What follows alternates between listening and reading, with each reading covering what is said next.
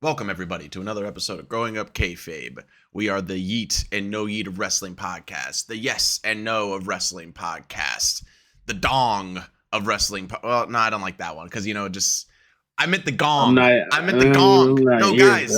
Guys, wait. I meant gong, like the Undertaker bell. Fuck. I am your host, Joe. As always, with me, my co-host, Darnell. Bro, how you fuck up in the first 30 seconds? Not even a minute. I just dong, gong, I don't know. I'm no Jacob Fatu. What can I say? What can I say? Same. Yeah. Guys, as always, we're here to bring you the week in wrestling and any passing PLEs, which is not a PLE, but it is an event. The Saturday night main event passed. And before we talk about anything that went on during the week or during this main event, I want to remind you that you can go to the show notes down below. You can skip ahead to the events you want to hear about, the spots you want to hear about, the stories you want to hear about. You can comment down below what you think we're saying or what you thought about what's been going on this week, what you have predictions for. Hit the like button and subscribe because those are free and it's totally easy to do. And it helps us out. So do all those things and then we can get into the episode. I want to say that I just immediately want to get into Jacob Fatu. I think we should start there because it's all that's on my mind. It's all that's on most people's mind. I got everybody on that. Yeah. Hey, Brian, you a tough SOB, but keep it 100. You ain't never been in the ring with nobody like me. Hell, I'm America's most. Hell, you know what time it is? You better get in when you fit in, because tonight, I'm about to beat your ass from post to post, live on NBC, from coast to coast. You know what I mean? Fire! And you might as well just start talking about it right away. That's a star, Vic, as Booker T would say. This is why they didn't let him talk at first. You got everybody who knew he was in MLW doing what he was doing over there. They knew what was going to happen. Side note to that, MLW is weird. They had a live event last night that was on after WWE, and I was watching it for a little bit because I wanted to see the Riddle match, but I didn't stay up long enough. I started falling asleep. But it's weird over there in MLW. It's a little weird. I have no idea what's going on. Like they have like weird time matches, and it's very indie. It's I don't know. I've never seen anything like it before. It's definitely its own type of style. But yeah, man, Jacob Fatu back to back, night after night, Friday to Saturday, cuts the meanest promos.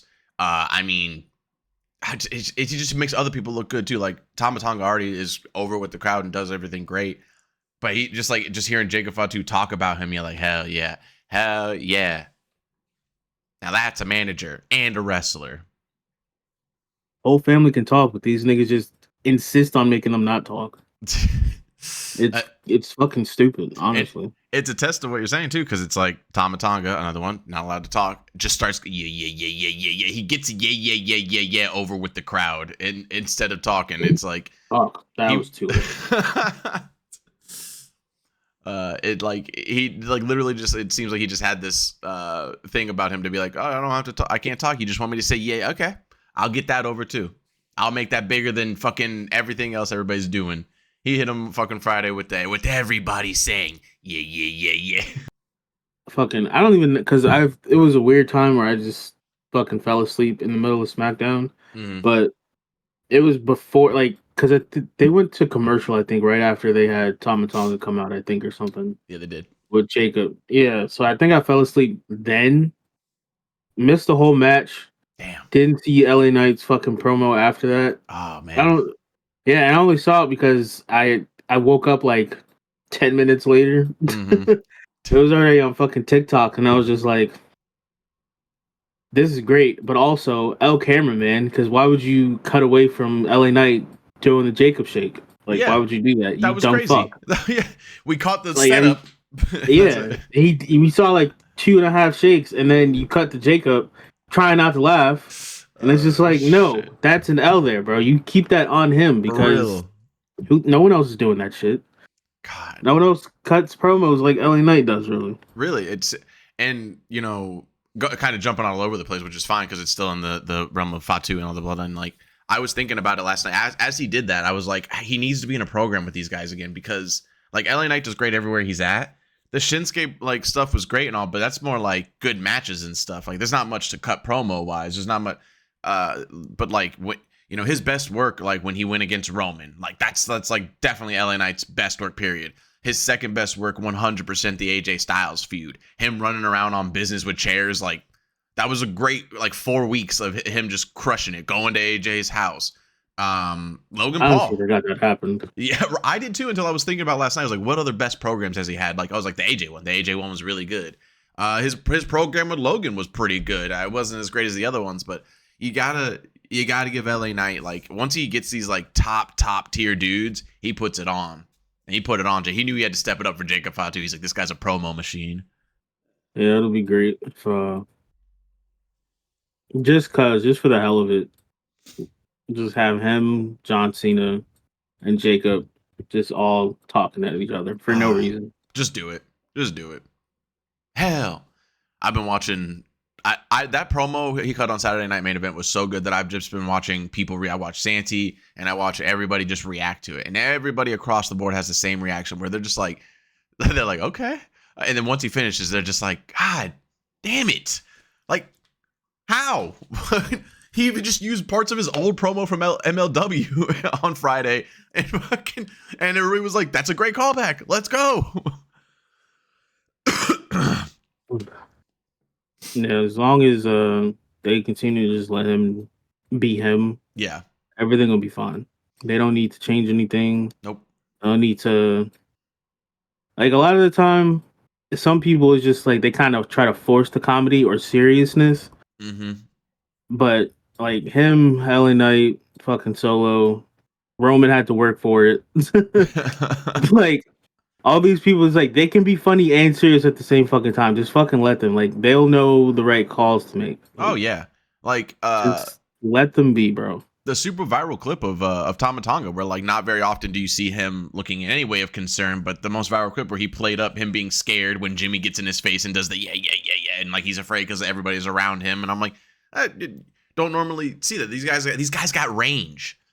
And also shouts out to Tama Tonga. Is literally like, if Jacob Fatu could have said much less and I still would have thought the whole promo was great. My favorite part is just Tama Tonga simply being in the front just to let you know I got the whole world. I'm going over with the whole crowd saying yeah.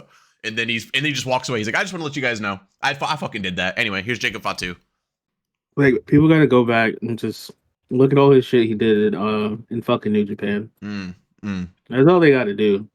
I think that not only like fans need to do that, but some wrestlers need to do that as well. Like if they haven't already, like you guys got to study these men. There's a reason that they're in here and they're already head and shoulders above you right now. You can say, sure, it's because family and bloodline, sure. Or you could also say that they're fucking really, really good at what they do. So take notes, you know? They won't do that. They're too scared. They would never. Ego is thing. Also, I feel like there's like still a large number of like wrestlers right now who like aren't into like wrestling passionately like that. Like they like love it, but like there's a number of them like Grayson Waller who like don't care to like look at like New Japan stuff and all that shit. And you're like, all right, cool, whatever. It's pretty weird. Not even kind of weird. It is weird. Yeah. Like you watch everything, bro. You don't just stick to your corner of the world. Yeah, I again, that's definitely not all the wrestlers in the locker room, but I mean, from what I've seen in interviews, it's definitely a chunk of them that are like, oh no, I don't. They're like, do you watch the product? That's the one that really bothers me. Do you watch the product? No, I'm in the product, and I'm like, yeah, but like, wouldn't this is why you're not on TV, right? Like it shows so much, like the stars who like promote that they do watch the product, like the ability of references that they're able to make and their their range of like programs they can do because they know everybody's story and they know everybody's moves and everything. That's why they have more TV time than you. Going on to the match of Jacob Fatu and Braun Strowman. What a great match. Hey, Braun got his things in. He had to do his things. He did his moves, and then it was time for Jacob to take over. And I had heard the rumblings, the rumors that it was going to end in like a DQ or no contest or something like that. And that's exactly what happened. That's perfect. Exactly what you want to do for both of them. But here's the thing: the idea was to make sure that neither of them look weak in like the match sense of like losing, like taking a pin. I'm like, but you murdered Braun Strowman. I was like, so he in turn does look kind of weak right now, and I'm pretty sure he's written off TV unless they're gonna do the whole Braun's a big badass. He already tweeted, "You should have killed me when you had the chance." That's pretty good. That's pretty good. And that was going to be the other angle that they were trying for. It was either Braun TV off, Braun do the rematch. Not at Rumble. I don't think they set it up that quickly. Kind of have to. It's already there. Yeah, it would be best to keep the momentum going. All right, so far they got obviously the men and women's Royal Rumble, and then they have the ladder match for Kevin and Cody, and then the 2 out of 3 falls with DIY and Motor City Machine Gun. So yeah, they could just throw that match in there and have that be like a starter or something. That would be the 5th match, like because that's the sweet number for the PLEs is 5 matches. So,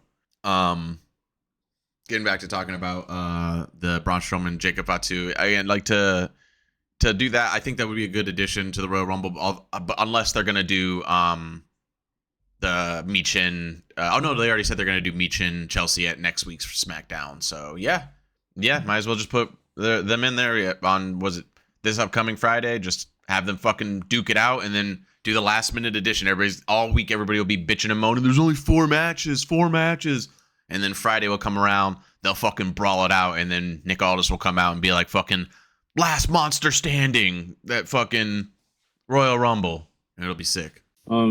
It ain't got to be a last. Monster standing match. Just make it fucking and falls count anywhere match. 7 motherfuckers going around everywhere, destroying everything. But I could definitely cut in a time for other matches, especially because they got a fucking 2 out of 3 tag title match, which is crazy.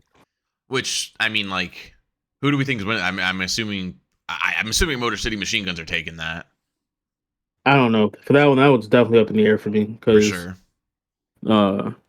Like they both deserve to have the tag titles, but at the same time, it's just like, let's not have that fucking 2003 shit that was going on between Edge, Christian, and the Hardy, and Edge, Christian, the Hardys, and the Dudleys. Like every fucking time, it was just the 3 of them fighting for them damn belts. Yeah, especially at WrestleManias, they were just doing TLC matches. Yeah, and that seems to be the issue right now. You know what's even weirder is that this Friday, the night before, I mean, like, what is Garza, or was it Los Garza? They becoming babyface because they're doing a 4-way, an 8-man tag team with was it Los Garza and Motor City Machine Guns versus Pretty Deadly and DIY, and I'm like, oh, okay. I mean, are they not? All right. I mean, I'm glad they're getting pushed, but at the same time, the motherfuckers who've gone radio silent, Street Profits. Where the fuck y'all been at? What's going on? Apparently, they just like the worst jumping in the world. Apparently, like not even that. Like they were still fighting after that, and then they just kind of got phased out almost. And it's like, I hope that just means y'all going to Raw or something, because what the fuck? Or at least one of y'all hurt or something, because kind of mad random. It's like you said, radio silent, and again, the way it really happened was, remember they were gonna have a title match. We were talking about it. I was like, tonight's got to be the night. I was like, there's no way. They've screwed them like 4 times in the past like 6 weeks. This is the night. And then when the show started, they were like, the Street Profits have been jumped backstage, and we were like, and you started laughing. You were like, oh wow, they fucked them, and I was like, yeah, apparently so. They didn't even wait for them to get out to the ring. They just told them, nope. No more title match. So, you know, whether that be, like you said, whether that be because of injury or they were going over to Raw, whatever the case is, we have no clue. They just got jumped one night and they were gone. Yeah. Shouts out to Jacob Fatu. Shouts out to him making Saturday Night Main Event. Because, I mean, we can really wrap up Saturday Night Main Event pretty easily because it was very short. And the best parts of the night was the Jacob Fatu moments. And then, surprisingly, the Cody KO contract signing was... I genuinely did not think that was going to be very much of anything. Ended up being a whole lot better than I thought it was. And to the point of critics, like they were able to do that without the typical smashing of the table and mayhem ensuing. Just a little bit of mayhem. That's where they lost me. Oh, really? I was totally expecting. I was looking at that table, and then Cody started taking his jacket off. I was like, oh, what's happening? Uh-oh. And then it did. And I was just like, okay. It's unfortunate. But then you got the fucking... Don't care, old man. Wow. Stick to getting fat asses on your show on NXT, bro. You're fine. You've done your work. You've done your work. You're retired. You saw what happened the last time you were in action. Nobody liked it, and everybody, even included in the match, didn't like it. They didn't want to be there. They're like, fuck you. You're old. Keep your hat on. Keep sweating. You're good, bro. You've paid your dues. You are Gucci. It really bummed me out when his hat fell off. I was like, oh no, don't let anybody see his hair. Don't let anybody see that. Oh God. Nah, we all know. He cut it off and he's balding. Hunter, I look like you. It's great. Well, I, for one, was very happy to see the super kick. Like I said, when it happened, I said, fucking, night after night of wrestling, we see super kicks like it's a bag of Skittles being dumped out. Like it's just everywhere. Oh, everybody does one. Still the most emphatic super kick. Still. You just disrespecting it though right now. I am. I'm gonna fuck. No. You're disrespecting his. Oh. It's sweet chin music. It ain't just a super kick. You're right. Everybody else has just super You're right. kick. You're right. Now. You're right. It's just like, okay, yeah, but then you get the OG doing it, and you're like, yeah, that's a sweet chin music. I wish there was. I wish there was a little bit more of tuning up the band, but I was like, as I was saying, I was like, he's old. He's in jeans. Yeah, he couldn't even stand up properly when he did the flex. When he did the flex and he kind of widened his stance a little bit, and he had to bring it back. Yeah, he wasn't standing right after that. He couldn't walk. And again, I don't really blame him because he is in fucking jeans. He didn't do that shit in jeans. Yeah. Doing anything in jeans is just god awful, honestly. Proud of him. But, you're right. Did the moment need that? Probably not. But I thought it was still pretty cool. And KO fucking deserved it, man. KO on some shit right now. He really is. Kevin's right. Kevin, you just sound jealous. What'd you just say? I was like, oh no. Shawn. You almost got pile drivered, Shawn. I love that that's just his go-to threat now. Yeah, I'll pile drive your bitch. Like, I'm not even gonna... I'll wrestle you, but I'm leaving a fucking mark. Oh, yeah. Just got that shit in his back pocket now. Yeah, it's very interesting that was able to outshine the rest of the matches. The Gunther and Jey Uso match was very good. A great wrestling match, but like everybody was talking about, like we knew that Gunther wasn't gonna get dethroned now, but they did a really good job of the mislead of like Jey Uso did his finishing moves twice on him, and you're like, oh shit, this might be it. Middle of the ring. Not the case. And right after that kick out, you go, all right, here we go. Double power bomb. I think Gunther's listening to us because we were the ones. We were like, hey, you double it up a couple times, you throw something else into it. It looks pretty cool. He's been listening. He's a fan for real. He's cool and all, but that pin was something else. Yeah. Let's talk about that sus ass pin. Bro. It like usually it's like, oh yeah, okay, yeah, whatever. It's a little sus, nuts to butts, but that was dick and asshole, bro. Like that was not cool. Like he repositioned on top. It wasn't just leg in the air. Yeah, like he repositioned. It was just like, hey. I was channeling my inner Rhea Ripley. I was trying to be like mommy. Gunther. That was bad. He couldn't fix it. You can tell by his body. He was like, he couldn't come back down because of the momentum that he already pushed up. And if he came down, he would have fucked up the pin. So he just had to sit there and fuck Jay in his ass. Let's hear Rikishi complain about that one. I mean, if he does, that'll be hilarious. It'd be so fucking funny. I genuinely want Rikishi to complain about that. Shit. I'm not appreciating. This is new to me. This is new to my feed. I don't know how this came across it, but I'm doing my best to get it off my fucking FYP. This Gunther slander that's going on right now. I can't stand it. It's not even good slander. It's just people being like, "This is your champion. You guys like this guy? What? This guy's not." And I'm like, Are we trolling right now, or are we on drugs? Which one is it? I think it's a little bit of both, because it's like people genuinely are like, He's not even good. And I'm like, say that to his It's face. just because they're comparing it to his IC run where he was literally just 1v2 in a lot. He's just fucking everybody up. And then this shit is just like, you're just not there anymore. Yeah, it's definitely part of the character they're having him do with everybody, where he's underestimating everybody and he's like showing respect for them, which is fine and all that's cool to have like respect. But I mean, like, bro, we know you to be like a no nonsense, I'm gonna fuck everybody up, anybody can get it. It was funny when he was denying Sammy the matches. That was really funny. But if you do it with anybody else, it just makes you look like a bitch. And he does it pretty regularly now. So I think that's an issue that he's having with his character, instead of just being like, whoever, I don't care. Put another guy in the match. That's fine. I just don't care for him. It's for both titles too. It's just like they did all this build up for them to get to it finally, but then they had like no real like plan set afterwards for storyline wise, to the point where it basically just got so bad for Cody where he just had to get involved with bloodline shit again. Right. And even and it was even crazier before that happened. He's like, bro, I don't want anything to do with this family. Same night I'm signing the contract to help Roman. What? He went back and talked to Paul, and Paul was like, we're actually going to go forward with that story. He was like, oh, all right. I'll just go back out there and say I'll do it. And I'm like, okay. Yeah, I've noticed that. I think, here's my opinion on what's been going on with the booking recently. And like, there's been some big W's and big L's all throughout the year. That's wrestling for you.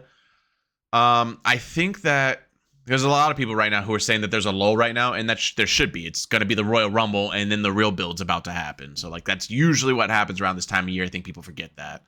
But throughout the rest of the year, you're right. When it comes to like Gunther and Cody and what they've been doing story-wise, they haven't had anything that's been able to drag out for a long amount of months or build a story for a long payoff at like 4 to 6 months out.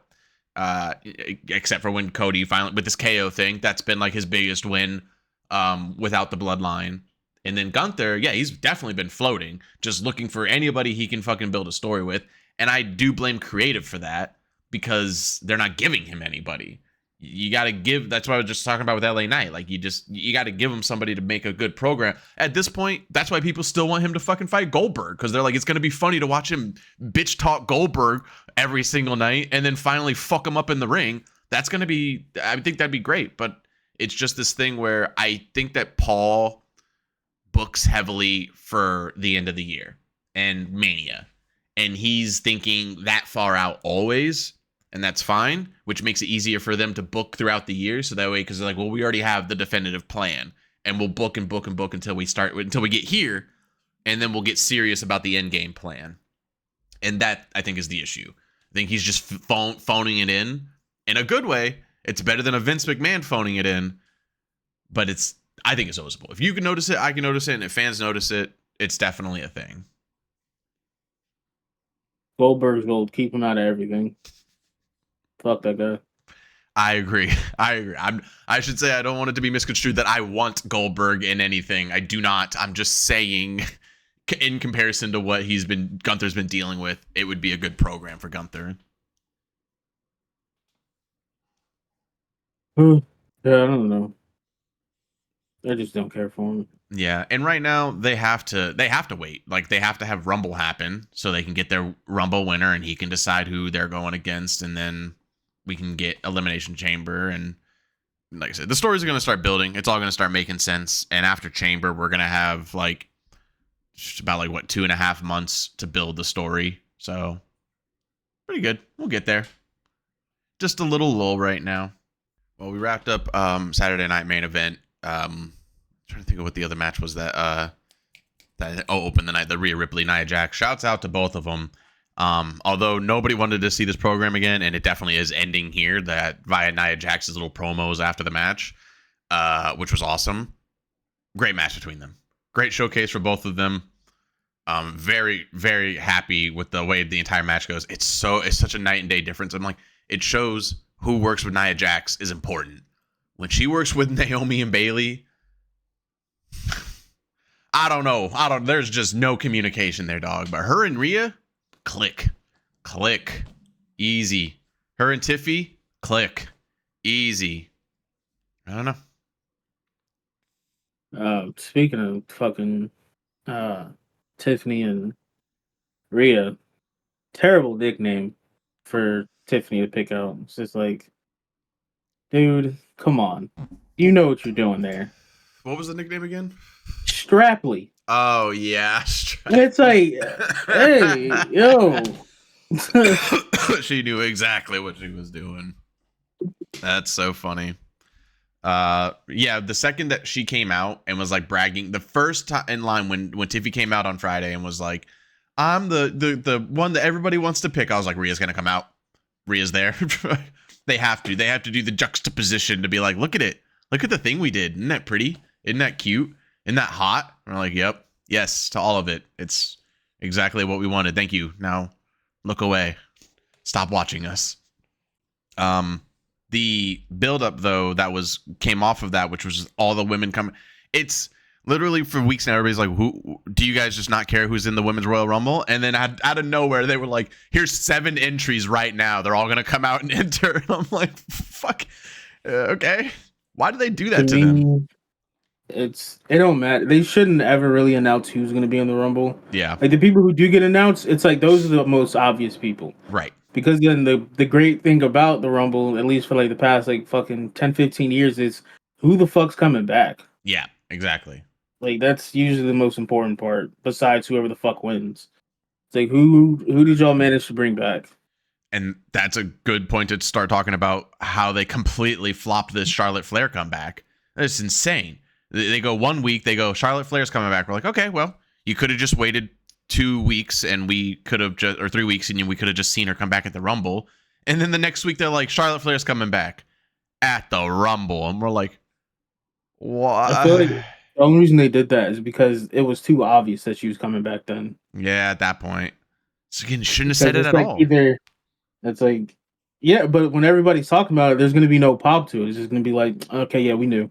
Yeah. And now it's just like, okay, cool, cool. We can just do all this fucking marketing shit we already had planned. So yeah, have fun.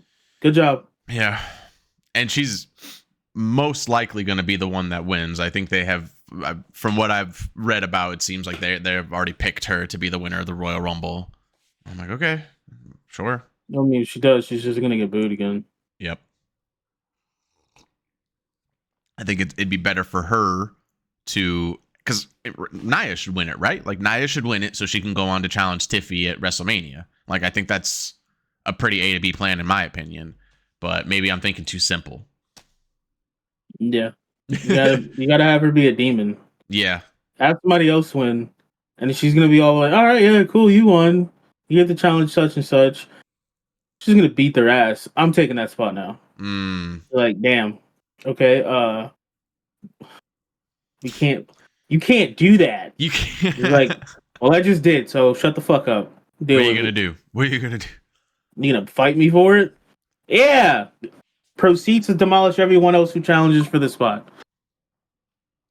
Have Tiffany always there on the sideline, just fucking with her like she did when she had the briefcase. Just always coming out during her matches to fuck with her. Just like, nah, I'm playing. I'm not gonna do anything. Yep. Nia's got this great ability that a lot of other wrestlers, both on women and men's side, like don't take advantage of, which is just trying to be you even when the camera's not on you. Like Nia loses on Saturday and she throws a huge fucking fit out over by the commentary table. Couldn't see it, camera didn't go to her at all, but just Pat was just like, calm down. And then Michael Cole had to tell everybody, Nia Jax is throwing an absolute fit over here at the table. And I'm like, that's hilarious. That's so funny. Her little interview segment afterwards, like just you guys gotta riff a little bit more. You gotta do little fucking riff king over here like Nia Jax. I think that's one of my favorite things that she's been doing lately is just fucking with everyone, like when the camera's off. Yeah. With everything with like the refs carrying her after her matches after she loses. On like this past Monday, someone pointed out they were just like, she took me out when they panned the camera down when she was out on the outside of the ring. She just like fucking flat out starfished on the ground, like after panning from Who did she face on Monday? Was it Rhea or was it? No, it was fuck. I forget. Whoever she faced on Monday and threw her ass out. And she was just like, it literally was showing who threw her out. And then it like pans out and you just see Nia on the floor just laid the fuck out. And it's just like just stupid random shit like that. Even when she the few times she stood in front of the well, not in front of the ref or like the camera, but she stood in like right behind the ref, like when they were doing the announcement, and she's just staring right into the camera. It's just so like funny. A little dumb shit like that. Take note, bitches. And that's when people go like, why is Nia Jax up at the I'm like, you're just not paying attention then. You just don't care. Literally choose to be a fuck. Yeah. Friday was a big day for finally actually making use of the open trade window thing, like actually telling people like, hey, the moves are made. So Damian Priest is over on SmackDown. The Miz is on SmackDown with the Wyatt Six now. Shouts out Karrion Kross. Who else did they show went to SmackDown? The Wyatt Six are there. Yeah, they just like quietly said that, but that's also why Miz already has a storyline going on over there. Yes, and the A-Town Down Under, they're going to Raw. Oh yeah, that's what it was. Yeah, that was funny. I've got 3 words for you boys: pack your bags. You're going to Raw. And I do like their reaction because that is like a very we're going to Raw. Oh shit, dude, we're gonna be on Raw. I'm like, yeah, congratulations, you're on the Netflix show. Seeing Naomi and Bianca and like put themselves in the Royal Rumble pisses me off. Not because I don't want them in the Rumble, but because they're tag team champions, and I'm extremely heavily pulling for the Meta-4 girls on NXT, especially because of the little like backstage promo they got cut with the women, like all the women, you know, heel and babyface like gathered around them. It was like, this is your chance. Like, this is the biggest match of your life. Like, you can bring those tag team titles back to NXT. And I got goosebumps. I was like, oh shit, they're right. Like, if you guys can win this, then NXT can finally start having tag team women's matches again, like for the titles. And unfortunately, I'm sure WWE will try to push them up to the main roster and fucking just have them keep doing stuff there. But it's more of a symbol that it's more, at that point, it would be NXT women's champions. And that's big. That's huge. And so I really, really hope, I think it's this Tuesday, they're going to have that match. And I really hope Meta-4 wins. Since they combined all 3 fucking belts, they really should just have them do what what's her name was doing. Asuka and Kairi. They were literally on all 3 shows. That's all y'all have to fucking keep doing, is putting them on all 3 shows, and it's fine. Yeah, it's whatever. It's acceptable. It's like, y'all, for whatever reason, combine all 3 belts and then just don't have them defend anywhere. Nope. No. Pretty fucking dumb. Very dumb.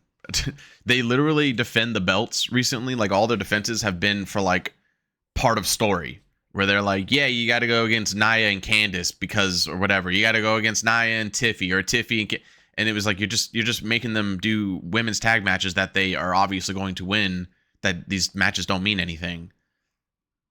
Hopefully that changes. Even if, like you said, even if they do win, if Bianca and Naomi win, like, yeah, you just got to make it again where they are on all the shows defending, or at least challenging people to come at their titles.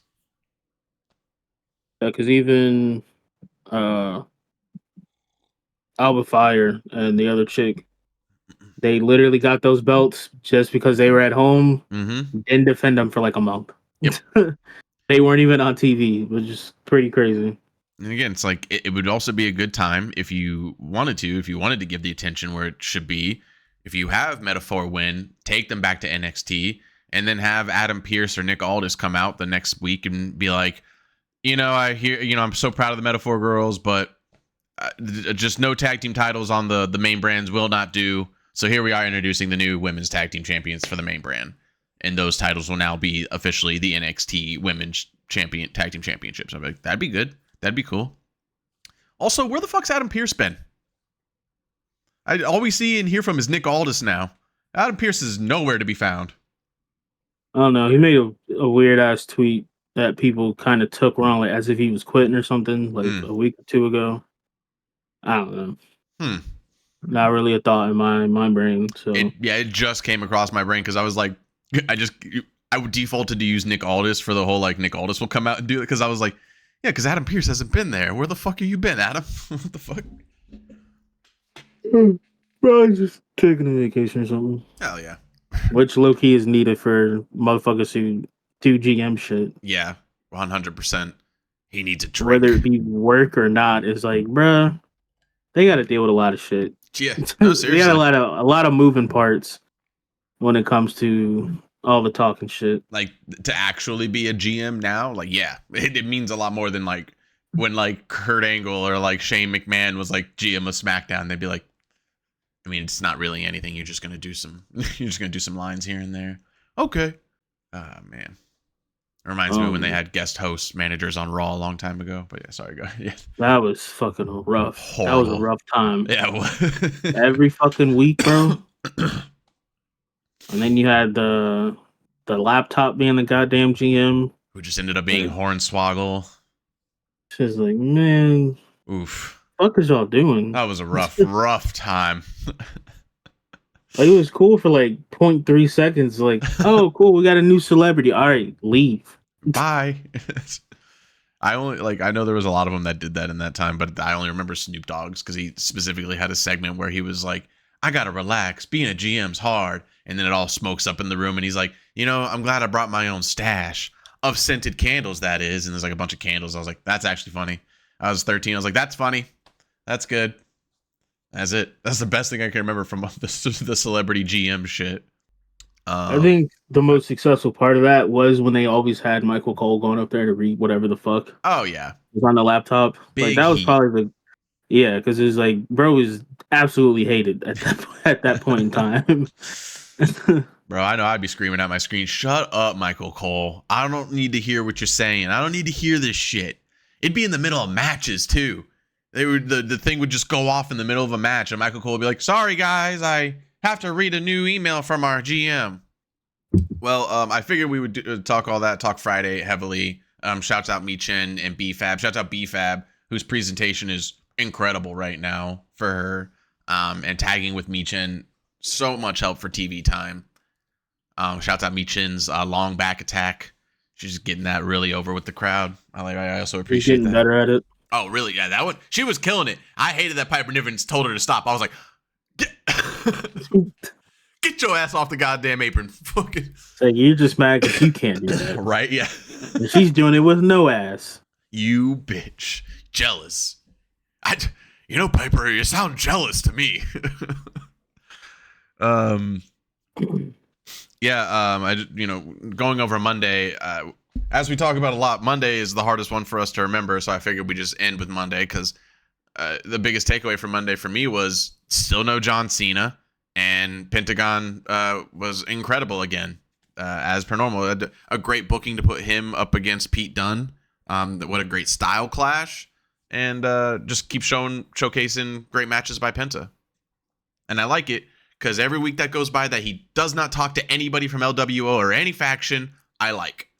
As long as that keeps happening.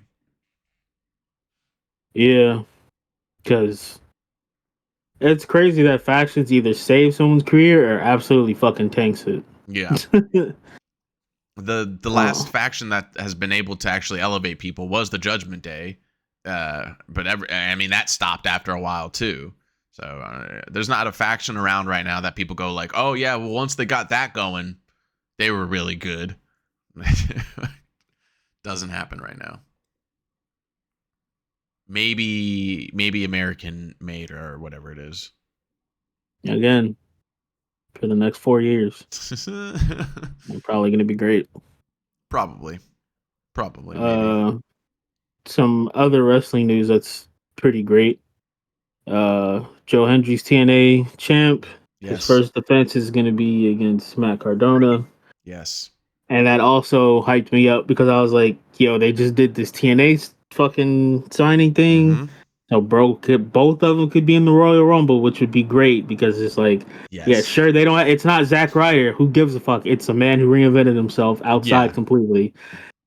it would be great to like at first hear like woo woo woo, and then it cuts to his actual Matt Cardona music. Yes, that would be great because then it'll make it's a reminder to everyone. Yes. And then it's like the people who do still watch everything that he does, like, because most of the time, like, you kind of got to watch through social media, like what he's doing. Mm-hmm. So yeah, that would be cool if they do that. Yeah, it'd be a lot like when Sheamus came back. Like they had to give him that old music at first when he came back, so everybody can be like, "Oh shit, it's Sheamus! I remember him." And then yeah. And AEW shit, which is funny because now I can't be like, "Oh, it's Edge." No, dumbass changed his name to Cope. Whatever. Such a big mistake. He just kind of recreated Judgment Day with the, I think it's like the Hounds of something, but it's basically House of Black, but without Black. Yeah. And it's just like y'all just remade Judgment Day, but cool, whatever. And then Toni Storm took. I think she got hit with a chair. She got chair shotted by Mariah May, I think, and then that rejogged her memory of becoming Timeless Toni Storm again. Oh, is that why this happened? Yeah, yeah, that's why it happened. But to me, I was just like, bro, this new character of like being brand new to the company and everything, I was like, I like that more because it was just like, we know who the fuck you are. Yeah. She's acting brand new, but then it's like everyone else is like, we know, what are you doing? Why are you acting so weird? And now she's back to the Timeless Toni Storm. But one thing I kind of wanted them to do that would have been actually pretty funny, not funny, but it just would have been dope as the character change to make it more evident before she started talking, is have the fucking the program like flicker into black and white. That would have been cool to do, because then it just would have let the people at home know, oh shit, she's back. But she just like kind of got up, stripped her clothes off. She could kind of pretty much her Timeless gear was just lingerie. Yeah, it's just lingerie anyway. But yeah, she did that, wiped her lipstick like all over her, and I was just like, I never forgot. You thought I forgot. Told her she's gonna rip her tits off. Yeah, just like, I birthed you. I'll shove you back up there and spit you back out. It's just like, all right, bro. Bars. Fucking bars. And I was like, all right, cool. Y'all got one of y'all players back. For sure. That's it. Kenny Omega's back. Yeah. Kenny's been back for a minute after straight up being like, I don't think I can wrestle anymore, guys. They told me to stop. Now he's back. Yeah. This is genuinely huge for AEW, both these things. For me personally, a person who, like, when I got into AEW, it was because of MJF, Timeless Toni Storm, and specifically I think they just broke up. Fucking Scissor Me, bro, like the scissor guy. Oh yeah. They did. And then I know everybody hates, and I just liked this shtick specifically, but when I got into AEW, Jericho was just starting the learning tree thing, which was hilarious. So I was really into all this, and everything changed like in 2 months, and I was like, oh fuck. MJF was gone. He did his last match for the year, was gone for like a fucking 8 to 10 month thing. Timeless Toni Storm switched off her gimmick, and I was like, well, I'm out. I was like, dang it, I got nothing here. Jericho wasn't doing the learning tree anymore. I'm like, fucking fuck. But yeah, things are coming back in a big way, baby. Oh yeah, and also at the time I was interested to watch Kenny Omega, and I was like, where's that guy Kenny Omega at? And everybody was like, oh, he's gone for a while. I was like, fuck. Everybody's gone.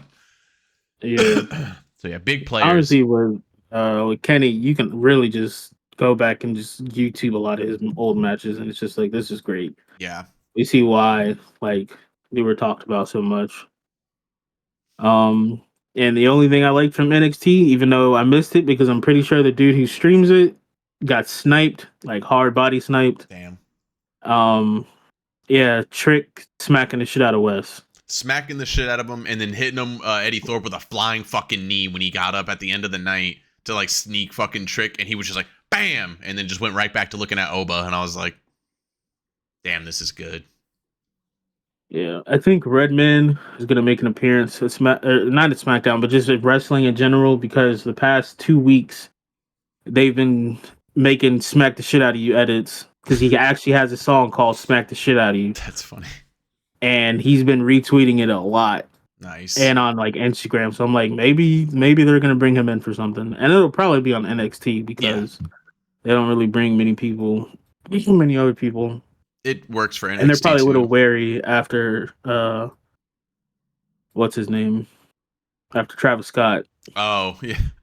doing what he did. It's just like, hey, yo. They'll trust Redman. They trusted Sexy Red. They'll trust Redman. Oh, yeah. Fucking Corey Graves was there. But just not looking happy. Not looking happy, but also didn't say anything, didn't say anything wild, didn't do anything, just was there. And also they made a little reference when the show started. Vic was like, "That's right, you're not seeing things. Corey Graves is here." And I was like, why do you say it like that? What's going on? Because they're not going to pretend like Mm-hmm. he didn't do what he did. Yeah. I was just happy to see him back. I was really nervous about that. I want Corey Graves around. I want him around. So they need to figure that shit out. Yeah, I think they will. Oh, yeah. But yeah, that is also what I had for extra news. I was going to bring up fucking shouts out Joe Hendry. That was extremely big. Very happy about that. Very happy about everything in wrestling. That's why, like, I don't know where, like, when, like, things are so good, like, I find it funny to, like, point out the algorithm when it's trying to do it to you. But, like, again, I was just getting a lot of, anti-Gunther. Yeah, negative about all wrestling. And I was like, yo, this past 2 weeks, 3 weeks even, everybody's been doing a great job. Everybody. You know, it pissed me off. I was watching a great highlight I was watching the Tony Storm thing. And the comments were like people being like in front of tens and tens of people and all this shit. And I was like, bro, there's just people hate watching and shit like that. And I'm like, yeah, it was a lot of the reason there's even hate on AEW. It's just motherfuckers literally just hate watching. It's like, what the fuck are you doing? Like, right. Go do something like productive. Yeah. Like not like really productive where you're like actually doing something, but just like this is just a waste of time, bro. Yeah. it was like, I don't know. I even saw a clip, like I said, it was just my algorithm was just feeding me negativity. Somebody posted a match from a long time ago. It was Sheamus versus the guy who was supposed to be the guy, I think it's like Mr. Perfect's son, back from like that first season of NXT. I forget his name. He even had fucking Paul Heyman as his manager at some point, but it's a match between him and Sheamus. He gets knocked all loopy, and then he accidentally pins the ref, and Sheamus counts the 3 count. And I was like, that's fucking hilarious, by the way. Yeah, no, that's pretty funny. But like, the point of the video was like they tagged it, and they were like with captions, and they were like, "Bro, telling me I need to watch wrestling. It's so peak right now." And then he was like wrestling, and then he like he puts that clip up, and you know, people in the comments are like fighting. Like some people are like, "This is like from like 12 years ago." And like, yeah, people who, yeah, that's another reason I don't really get into fucking arguments with motherfuckers on the internet is because they try to pull stupid shit like that. Oh yeah, it's like, are you serious? You're going back, nigga? We talking about literally now. Yeah. We said peak wrestling now. Yep. We didn't say what the fuck was going on then, bro. Like, no, get the fuck out of here. Yeah. Or go to your house and unplug your internet and beat you with the cord. Bitch. Yeah, it's just like I said. It was weird because I was like, as of last night, MLW, all this shit, Timeless Songs. I was like, man, wrestling is so good. Everybody's doing so great for the Baron Corbin. I was watching how great he's doing for himself after all this shit, and I was like, everybody's doing so great. And I woke up today and the internet was like, wrestling sucks. And I was like, why? Why? Like, no, you suck. You suck. I was like, good try, internet. You tried, but you failed. You can't fool me. I know it's good. I've been watching it myself. And last thing I wanted to point out to let everybody know, if you didn't know, if there is a con or some type of convention coming to your area near you, and it says that Sting is going to be there, go and meet Sting. He's announced that this is the last year, all of 2025. He'll be doing conventions, but with his makeup, and after that, he will continue to do conventions, no makeup. So it would still be cool to meet Sting, obviously. If you're an old school TNA fan, Sting didn't wear his makeup or mask very often. So it's still cool. But if you want to get the OG Sting look and you want to meet the man, this is the year to do it. I'm trying to go. He's going to be here in Kansas City, or not here, but he's going to be in Kansas City in in June, and I'm trying to go at least see the Stinger, at least, because, you know, motherfuckers be paying like $75 just to walk up and say hello. So I don't know if I want to do that. Yeah, nah. And don't be like me, where, what the fuck was that? I'm sorry, I'm watching the Siege video and some weird shit just happened. Maybe that's a color thing. Yeah, don't be like me. I could have met Stanley fucking 2016 New York Comic Con, didn't go. Motherfucker died like the next year. Damn. Could have met JDF. Motherfucker killed himself the same year. I'm just like, god damn. I was like, I gotta, if I see somebody I like, I need to go fucking do that because I don't know what the fuck's gonna happen. 100%. And Sting would be one of those guys. You know, growing up, I didn't, you know, I think WCW was already gone by the time I was of the age to be watching. WWF was so big, but you know, I was aware of WCW didn't stop till like 2002. That's when it like officially like ended. Because then they had the old invasion storyline.